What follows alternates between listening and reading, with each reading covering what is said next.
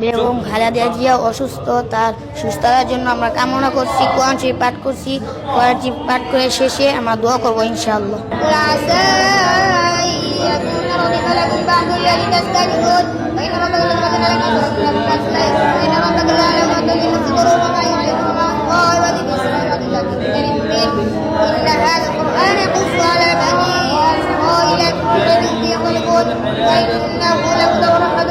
সাবেক প্রধানমন্ত্রী তিনি অসুস্থ, তার শেফার উদ্দেশ্যে আমরা আমাদের জায়গা থেকে কোরআন তেলাওয়াত করতেছি। আল্লাহ তাআলা যেন তাকে অতি দ্রুত সুস্থতা দান করে এবং শেফায়ে আজেলা কামিলা নসিব দান করে।